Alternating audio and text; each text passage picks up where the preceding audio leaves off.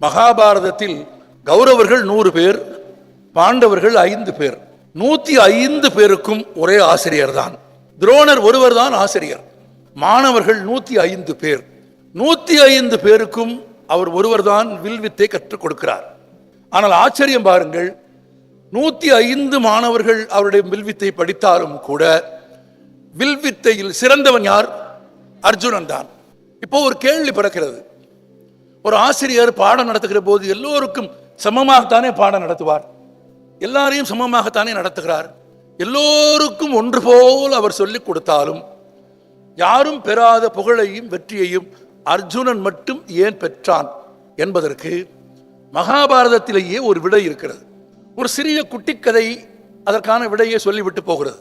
மகாபாரதத்தை விரிவாக படிக்கிற போது அந்த குட்டிக்கதையும் சேர்த்து படிப்போம். அது என்ன கதை?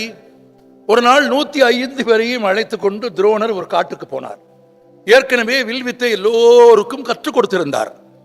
அம்பை எப்படி எடுக்க வேண்டும், வில்லை எப்படி எடுக்க வேண்டும், எப்படி நான் ஏற்ற வேண்டும், எப்படி இழுக்க வேண்டும், எப்படி செலுத்த வேண்டும் என்று எல்லாவற்றையும் எல்லோருக்கும் தெளிவாக கற்றுக் கொடுத்திருந்தார். இப்போ தேர்வு போல ஒரு நாள் 105 பேரையும் அழைத்து கொண்டு பக்கத்தில் இருந்த ஒரு காட்டுக்கு போனார்.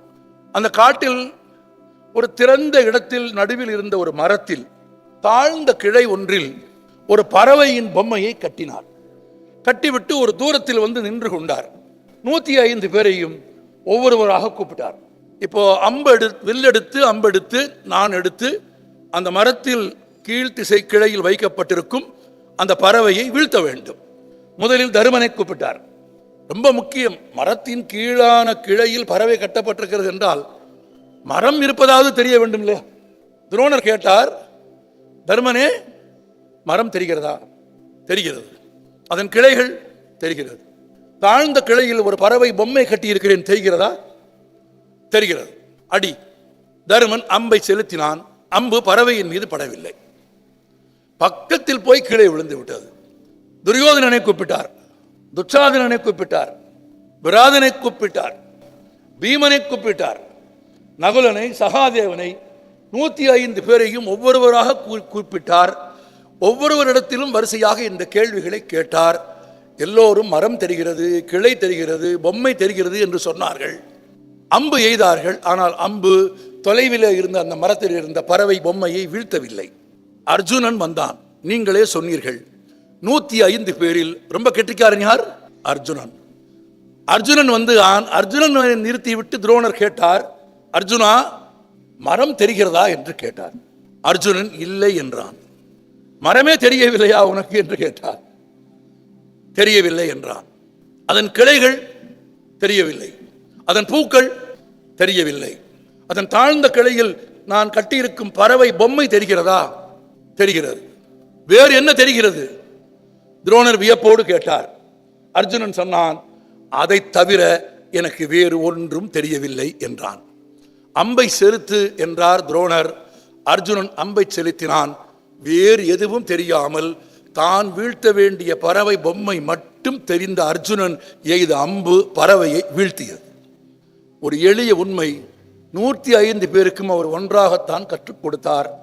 ஆனால் எதை அடைய வேண்டுமோ, எந்த இடத்திற்கு போய் சேர வேண்டுமோ, எந்த இலக்கை வீழ்த்த வேண்டுமோ, அதை தவிர வேறு எதையும் பார்க்காமல் தன் கவனம் முழுவதையும் ஒரே இடத்தில் குவித்ததால் அர்ஜுனன் வென்றான். தன் கவனத்தை ஒரே இடத்தில் குவிக்காததால் மற்றவர்கள் தோற்றார்கள்.